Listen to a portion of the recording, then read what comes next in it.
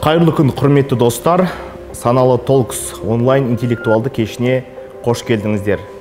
2016 жылы басталған жоба 4 жыл ішінде көптеген тақырыптарды қозғауымызға мүмкіндік берді. Спикерлер өзінің ойын ортаға салды, идеяларымен бөлісті. Жалпы айтқанда үлкен ашық платформаға айналды десек, артық айтқандығымыз емес. Ләззат алдық десек болады сол ойыннан. Қазіргі таңға дейін мысалға менің басында ол жерде рейтинг деген жоқ еді. Уақыт өте келе жайлап қосылған болатын. Мен қазіргі рейтингім 5000 плюс-минус 100 рейтинг. 5100, 5200 немесе 5000. Солай кете ойналғаннан сайын жаңадан Counter-Strike Global Offensive деген ойын шықты 2012-де, новый версиясы шықты.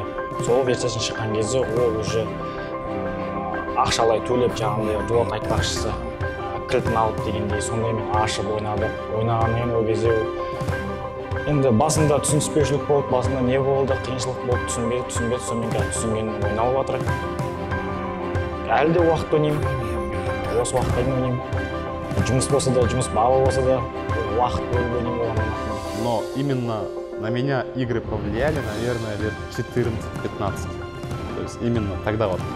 Я учился на переводчика в колледже, но так как я уже знал языки, мне было скучно в колледже, я просто сбегал с пары и шел к компьютеру играть. И также меня уже привлекли и другие игры, помимо Доты. То есть я играю во вторую Доту, также начинал с первого Варкрафта, когда эта карта появилась как кастомная. Ассаламу алейкум, армысыздар. Саналы Talks интеллектуалды жобасының қонақтары, Тараз қаласының қонақтары, құрметті оқырмандар. Бүгінгі біздің кезекті түсірілімімізге қош келдіңіздер дейміз. Бүгін біздің тақырыбымыз киберспорт және жас миллионерлер. Киберспорт тақырыбы, барлығымызға таныс, барлығымыз білеміз киберспорттың не екенін, және оның ішінде неше түрлі компьютерлік ойындар, неше түрлі жаңағы жарыстар да киберспорттан ұйымдастырылып тұрады. Қатысып жүргендерімізде мүмкін араларыңыз бар шығар. Ендеше бүгінгі осы киберспорт тақырыбында сөз қозғайтын жігіттермен таныстыруға рұқсат етіңіздер. Бірінші, бізде бұл жігіттердің барлығы киберспорт ойыннан хабардар, әрқайсысы өзіндік уақытында біршама белгілі бір уақыттарда киберспортпен айналысқан, Dota, CSGO сынды әртүрлі ойын түрлерімен ойнап, белгілі бір өзіндік деңгейлері бар жігіттер таныстыруға рұқсат етіңіздер. Бірінші болып Аманқұлов Дулат Мейрамбекұлы, екінші бізде спикер Кәрсенбаев Болат Шәмшұлы, үшінші және соңғы спикеріміз Күнуарбеков Әбілқайыр Асылбекұлы. Жігіттер, қош келдіңіздер. Киберспорт барлықтарыңызға таныс. Ойнап та жүрсіздер, мүмкін қазір ойнап жүрген жоқсыздар, мүмкін әлі күнге дейін ойнап жүрсіздер, бірақ осы уақытқа дейін әртүрлі ойын түрлерінде өздеріңіздің аккаунттарыңыз бар, жеткен жетістіктеріңіз бар, мүмкін ойын барысында бір ұтып алған сыйлықтарыңыз бар шығар. Осы бойынша бүгін сөз қозғайтын боламыз. Және де бізде Тараз қаласына, мүмкін Қазақстанда мировой уровеньге шығып жүрген, әлемдік деңгейге шығып жүрген киберспорттан спортшылар, жігіттер, қыздар, осы ойын түрінен жетістікке жетіп жүрген жандар бар болса, олардың табыс көзімен, олардың жас ерекшелігімен де ақпарат бөліссеңіздер болады. Ендеше бастайық. Бүгінгі бірінші болып сөз кезегін Дулат Мейрамбекұлы өзіңізге бергіміз келіп отыр. Жалпы киберспорт жайында осы спорттың қай түрін өзіңіз ойладыңыз, қай түрінде жетістікке жеттіңіз, осы бойынша сөз берсеңіз. Ассаламу алейкум, барлықтарыңызға сәлем. Мен есімім Дулат болады. Мен негізі Dota 2 дисциплинасында өзім қызығушылығым бар. Былайша айтқанда, кішкентай кезімнен соны ойнап келе жатырмын, әлі күнге де ойнап келе жатырмын. Дотамен танысқан кезім ең бірінші 12-11 жас шамалы болған едім. Ол кезде Dota 2 жоқ етін, Warcraft ойны бар етін, Warcraft 3 деген компаниясын бастап ойнап. Енді компьютер алған кезіміз содан бері ойнап, неше түрлі карталарын істеп, сөйтіп әшейін компаниялар ойнап жүрген кезіміз етін. Сөйтіп бір досымның кеңесімен Dota деген картасы бар деді, соны ойнап көріп едім, маған ұнады. Жалпы сонымен ұнаған бетімен күнде уже қызығушылығым арта беріп, өзімнің қызығушылығымды арттырып, ойнай бергім келді, көре бергім келді, не болды деп. Сабақтан келесің, сабағын тез бітіресің де, әке-шешеңнен рұқсатын сұрап, отырып 3-4 сағатқа дейін ойнап, уақыт қалай өтіп кеткенін білмейтінсің. Солай ойнап бастаған кезіміз бар. 11-12 жасымызда. Кейін 2011 жылы 2011-2012 жылдары Dota 2 деген ойыны шықты. Ол кезде біліп қызықтым, қалай алуға болады. Ол кезде альфа-тест кезінде болатын, ойын әлі толық жетілмеген, нақты бір дүниежүзінде бір 40-50 адамға ғана ойынға берілген етін кілттері. Сөйтіп, мен де өзіме бір нақты мақсат қойдым, мен де қалай да болса мен ойынның кілтін тауып ойнағым келемін деп ше. Интернеттен іздедім, естедім. Сөйтіп, бір Ақтаудың жігітімен таныстым интернетте. Сол маған кілтін сатып, ол кезде бір 2000 теңгеге сатып алған болатын мен. 3 кілт сатып алдым 2000 теңгеге. 3 емес, 3 кілт 2000 теңгеге сатып алған болатын мен. Өзім алдым, және де Дотаға қызығатын, екі досыма таратқан болатын мен. Сөйтіп, содан бері күніге бірге ойнап, сабақтан кейін ойнап, кешкі уақытымызды солай өткізіп, демалыстарымызды солай өткізіп, содан бір ләззат алдық десек болады сол ойыннан. Қазіргі таңға дейін мысалға менің ол басында ол жерде рейтинг деген жоқ етін. Уақыт өте келе желеп қосылған болатын. Мен қазіргі рейтингім 5000 плюс-минус 100 рейтинг. 5100, 5200 немесе 5000. Қалай айтсам болады тағы да.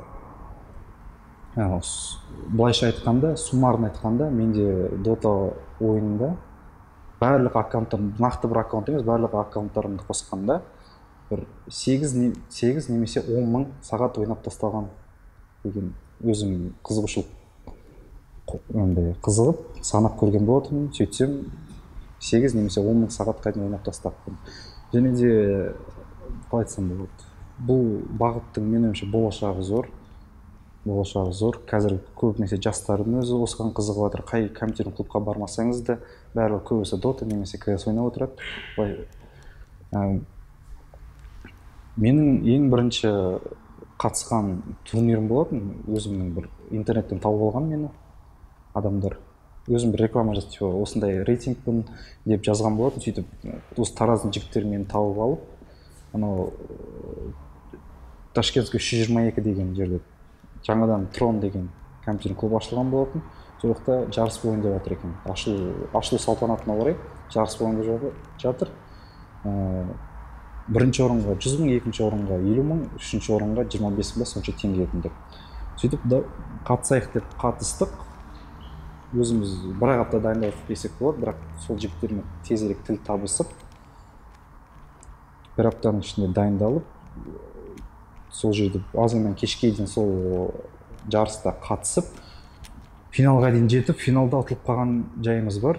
Екінші орын алдық. Екінші орынмен бірге сыйақы 50 мың теңге болған екен. Ол Дотаны 5 адам ойнайды.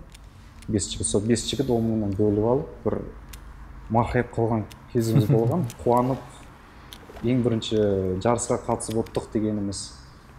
Сол және де жаңағы айтып кеткенде болашағы зор бұл ненің. Бірақ жақсы жағы мен жаман жағы да бар деп ойлаймын, өйткені қазіргі жастар сабағын қойып кетуі мүмкін. Мысалы біз кезінде ата-анамыз қаталдығынан сабақпен бірге алып жүрген болатынбыз, ата-анамызға көрсетпей. Қазір көбісі сабақ тастап соған кетіп жатыр. Мүмкін оның да бір плюстары бар шығар, білмеймін. Бірақ қалай айтсам болады. Ол жерде неше түрлі, мысалы, миллиондаған адам ойнайды бүкіл дүние жүзінде ше. 14-15 миллионға дейін адамдар ойнайды деген статистика бар. Нақты емес деп ойлаймын. Ішінде неше түрлі адам болған соң, неше түрлі адамдар кезігеді. Кейбіреулер агрессивный болады, кейбіреулер жүйке жүйесі тозып, ол жаңағыдай ойынның ішінде неше түрлі балағат сөздер айтады. Кішкентай балалар оны естіп алып, қоршаған ортасына жаңағы жәндегі достарын сөйтіп таратуы мүмкін. Жаңағыдай жаңа айтқанда жүйке жүйесін құртуы мүмкін. Ол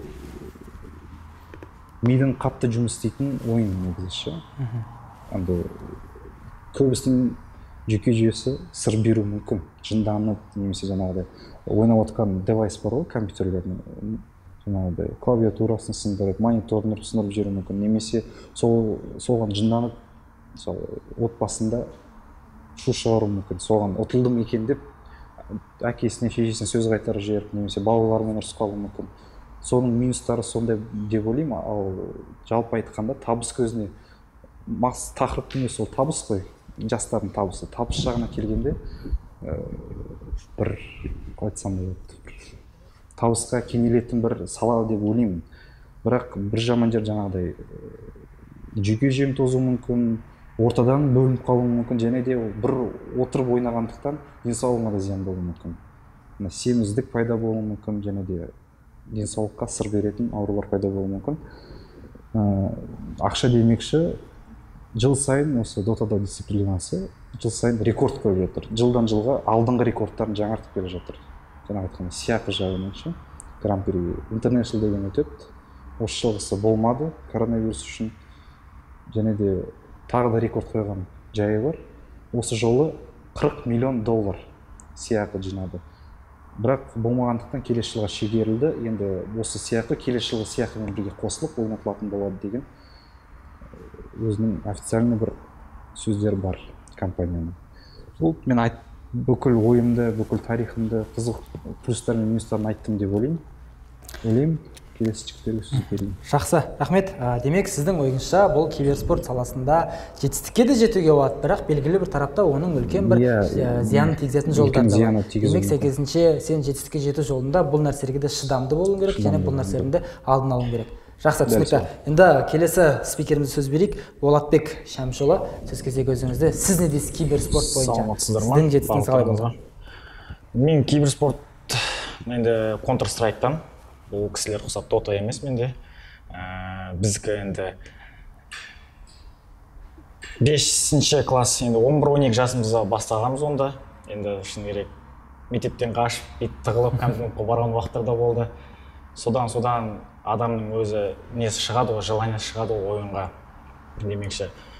Солай кете ойналып сайын жаңадан Counter-Strike Global Offensive деген ойын шықты. 2012-де новый версиясы шықты. Сол версиясын шыққан кезде ол уже ақшалай төлеп жаңағындай дуат айтпақшысы кілтін алып дегендей сондаймен ашып ойнадық. Ойнағаннан кейін ол кезде енді басында түсініспеушілік болды, басында не болды, қиыншылық болды, түсінбеді, сонымен қазір түсінгенмен ойналып жатыр. Әлі де уақыт ойнаймын. Осы уақытқа дейін ойнаймын. Жұмыс болса да, жұмыс бабы болса да, уақыт бөліп ойнаймын оғанда, например. Бөлінеді әр уақытқа. Дұрыс, дуаттың айтылуына мен қосыламын, өйткені оның плюсы да, минусы да бар, зияндығы да, жақсылық та бар. Интернеттен көресіздер, барлығы ойын жаңағындай киберспорт жағынан ақша тауып жатыр, кейбіреулері соған ақшасын жаратады, сондай нәрселер көп болады. Жас игроктар да бар, кәдімгідей біз сияқты айлық табады, айына компьютердің алдында отырып ойнайды, прямой трансляция түсіреді, веб-камерамен. Просто сондай нәрсеге олар ақша табады, өзіне доход келеді. Плюс команда ойнайды, ол тоже ол да ақша болып келеді өздеріне. Мемлекеттің түпір жағына ұшып барып, ойнап, келіп, ұтылса да, ұтылмаса да, оларға ақша бөлінеді. Олардың біздің футбол сияқты команданың несі аты болады. 5 игрок болады, жаңа дуат айтпақшы. Тренерлер де болады, медиктер де болады, тамақ істейтін адамдар да болады, олар енді көп, өздерінің базалар да болады. Сондайлар нәрселер көп болады.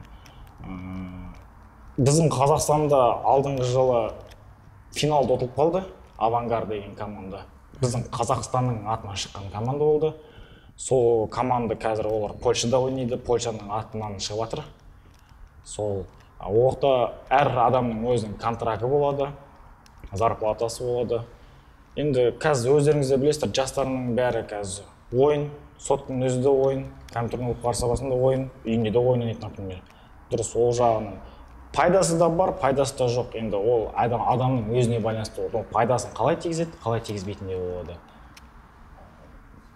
Бізде болды, пайдасы да болды, пайдасы жоқ болған нәрсе уақыттарда болды. Біздің қалада да жарыстар болды, ұтылған уақыт болды, ұтқан да уақыт болды. 10-ші класстан бастап уже жарысқа қатыса бастадық біз. Жарысқа қатысқаннан бастап Тараз бойынша 3-ші орын, 2-ші орын, 3-ші орын, сонымен келдік та. Стремление жасадық алдыға, шын керек. 1-ші орын алдық, уже бізбен көбісі ойнағысы келмеді. Өйткені уже қорқып отты да, қатты ойнайды деп. Қатты ойнайды, енді жас өсе келді, әркім әр жаққа кетті, өзінің алдына қойған мақсаттармен кетті. Ол алдында қалып қалады ол. Кейбіреулер болады, давайте бәріміз бірге бастайық, бәріміз бірге до конца барайық деген ойлар да болады. Ол адамдар может сондай нәрсе достижение жету мүмкін, может болмай қалды мүмкін. Оның несі көп енді адамның өзіне байланысты болады. Бізде осы жақында болды, Galaxy Arena'да жарыс болды. Призовой фонд 300 000 болды. Оқта бірінші орын адамдарға, командаға. Оқта көп команда келді. Біздің қалада ондай команда шығады деп ойлаған жоқпын. 41 команда шықты. 41 команданың ішінен біз екінші орын алып қалдық, потому что бізде просто бір игрок алып қалды, содан шығып кеттік. Болды, басқа вариант болған жоқ бізде. Көп команда ойнайтын. Көбісі уже только не Dota, только CS емес, оқта қазір ойын көп. Warface, танк бар, анау бар, енді айта берсеңіз ол шыға береді. Оның бәрінен өзі керек адамдар өзіне керек нәрсесін алады, керек емес нәрсесін керегін алмайды. Денсаулыққа зиян ол дұрыс, бір орында отырады, адамның көзін, зрениесін алып қойды, көз көрмейді алыстан. Жаңағындай семіздік пайда болады, бас ауруы болады, көздің ауруы басталады.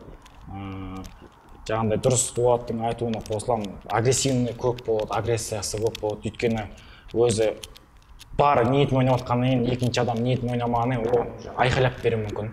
Аузына келген нәрсесін оттауы мүмкін, бауыр сөздер шығуы мүмкін. Ол любой жерде болуы мүмкін. Мен ондайға қосам, ол жақтар енді қатты мен қосыламын. Қай ойын болса да сондай болады. Бар командалар бар, мен мықтымын деген командалар бар. Бізбен жасты 24-25 жастағы, 40 жастағы игроктар ойнап жатыр. Семьясын асырап жатқандар бар, ол Америкада, Европаларда ойнап жатқан. Оқта енді не істеліп кеткен ғой, көтеріліп кеткен ғой киберспорттар. Оқта өз-өзіңіз жақсы көрсетсеңіз, сіз уже интернет бойынша тауып аласыз сізді. Интернет бойынша тауып аласыз. Просто табады, сізбен сөйлеседі, хабарласады, сізбен келеседі, жолығады, болды. Сіз уже игрок есептелесіз, сізге тренировкасын істеп береді, жататын орныңызды тауып береді, бәрін істеп береді, условия істеп береді, только сіз ойнасаңыз болды. Сондайлар бар. Россияның игрогі бар, аты басқа, негізі Ник Simple деген бар кісі. Ол жасы 23-те ол болған. Осы жылы, алдыңғы жылы әлем бойынша бірінші орында келетқан бала. Ойыны жақсы, несі жақсы. Ютубта ең көп көретін видеосын, соның видеосын көреді, прямая трансляциясымен. Миллионнан жоғары просмотр көріледі. И плюс оған еще айлық дополнительный қойылады. И плюс ол еще өзіне дополнительный айлық өзіне алады. Прямой трансляциямен ойнаған өзінде. Сондай игроктар бар. Бұл мен айтылуым сол. Жақсы, рахмет. Демек, сіздің айтуыңыз бойынша Қазақстанда да бұл спорттың түрі едәуір дамыған. Бірақ шетелдермен салыстырған кезде төмендеу. Демек, осы киберспорттың түрлері көп болуына байланысты әр спорт түрінен пайдаға кенеліп жатқандар да бар. Жақсы, енді осы тақырыптың аясында үшінші спикерімізге сөз берейік. Әбілқайыр Асылбекұлы, сөз кезегі өзіңізде. Сіз не дейсіз бұл тақырып бойынша? Енді қарсы болмасаңыздар мен орысша сөйлей берейін. Жақсы. По поводу киберспорта. По сути, именно в сфере компьютерных игр я, наверное, с детства. То есть первый компьютерный клуб, первая игра, дальше как пошло, понравилось и так далее. Но именно на меня игры повлияли, наверное, лет 14-15. То есть именно тогда вот я учился на переводчика в колледже, но так как я уже знал языки, мне было скучно в колледже, я просто сбегал с пары и шел в компьютерный клуб играть. И также меня уже привлекли и другие игры, помимо доты. То есть я играю во вторую доту, также начинал с первого Варкрафта, когда эта карта только появилась как кастомная. И меня начали привлекать другие игры. То есть в том числе там так называемые лорды Европы. Данные игры сейчас не существуют. Также еще были там GTA по онлайну, тоже повлияло на меня. И, естественно, сама дота. Время от времени играли в CS тоже, но это было, когда друзья придут, которые играют, и просто по веселью, так, для развлекаловки. В те времена как раз там было очень много народу, кто играет там с Казахстана, находили своих друзей общих, с других городов. Так получалось. Тараза тоже много кого находили, просто зашел там. О, казах. С какого города? С Тараза? Я тоже с Тараза. И так вот находили общих друзей. И так получилось, что как раз случайно собрали 5 человек тоже. И как раз в те времена тоже по Абае из Трон, был уже Трон, компьютерный клуб. Они объявляли турниры как раз по доте. Как раз я первый день пошел туда, в 8 утра сбор.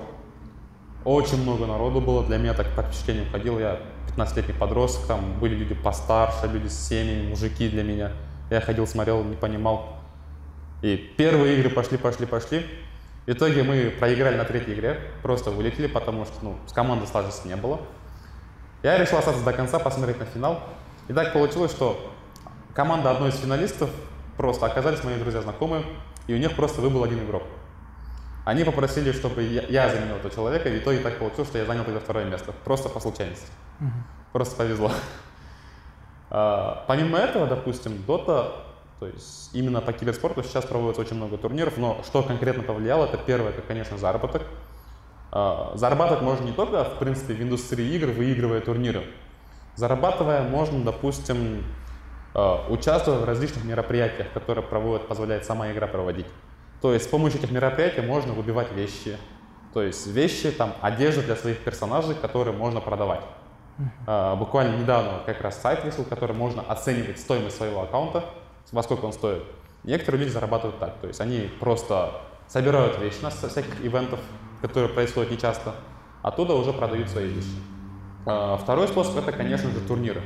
Сейчас постоянно, как раз во время пандемии, проводились очень много онлайн-турниров. Я следил не только за Dota, но еще и за Warcraft. Я был удивлен, когда узнал, что эта игра жива. Вот на днях буквально была Лига наций, в котором все восхваляли казахов. Типа, там еще были своего рода шутки. Казахи, конечно, взяли тех героев, у которых есть кони. И вот. И в принципе, как на меня тогда игра повлияла, потому что я выбрал свою будущую стезю. То есть мне понравилось программирование. В свое время мы для игр, то есть именно с этого я и начинал. То есть для игр делали своего рода маленькие читы. То есть, объясню, читы — это своего рода программы, которые позволяют обходить системные устройства. То есть можно получать преимущество для себя. Получать быстро то, чего нет у других игроков, и в принципе быть лучше них. Мы начали делать с этого и, продавая читы, зарабатывать все это. В данный момент я уже не так часто играю в игры, просто после работы, пару раз в неделю, просто расслабиться. Но так, в будущем, надеюсь, та самая игра Лорды Европы, которая очень сильно повлияла на меня, с этими разработчиками я уже как программист связался и предложил сотрудничество. То есть они разрабатывали, я предложил свою помощь, сотрудничество. И вследствие этого также активно идет с ними взаимодействие. Но почему эта игра запала мне в душу? Потому что это игра своего рода, ты играешь за каждую страну. Это стратегия, играешь за определенную страну и просто захватываешь всю Европу. Благодаря этой игре у меня в мозгу осталась полностью наизусть выученная карта Европы. То есть я знаю, если спуститься в Львов, южнее будет Будапешт, южнее Будапешта, южнее Венгрии уже будет такая страна, там в Ливане Бейрут, Средиземное море, и поэтому мне эта игра очень сильно запала в душу, и когда я узнал, что сообщество игроков до сих пор жива, и они время от времени запускают игру, чтобы поиграть 6 на 6, я просто с ним подключился и узнал, кто их разработчик, до сих пор он тот же человек, и, так сказать, в течение 2-3 лет, надеюсь, мы ее доделаем, этот проект. И, в принципе, вот, моя речь закончилась. Жақсы рахмет. Демек, сіздің айтуыңыз бойынша киберспорт ойынында тек жарыстардан ғана пайда тауып емес, ойын арасында ұтып алған дүниелеріңізді сатуға да болады. Жақсы. Рахмет. Алып қосарларыңыз бар ма? Киберспорт бойынша не болмаса бір-біріңізге сұрақтарыңыз? Жоқ болатын болса, онда бүгінгі саналы Talks интеллектуалды жобамыздың кезекті түсірілімін аяқтауға рұқсат етіңіздер. Бүгін бізде қонақта болған киберспорт саласының ойыншылары, CSGO, Dotасында белгілі ойындардың ойыншылары Дулат Мейрамбекұлы, Болатбек Шамшылы және Әбілхайыр Асылбекұлы. Келіп қатысқандарыңызға, ойларыңызбен бөліскендеріңізге алғыс білдіреміз. Құрметті көрермендерімізге, оқырмандарымызға пайдасын тигізеді деген ойындамыз. Демек, құрметті жастар, құрметті оқырмандар, киберспорт ойынымен тек уақыттарыңызды өткізбей, пайда да табуға болатын естеріңізге сала кетейік, және оның дәлелдері бүгінгі біздің спикерлеріміз. Назар салып тыңдағандарыңызға рахмет.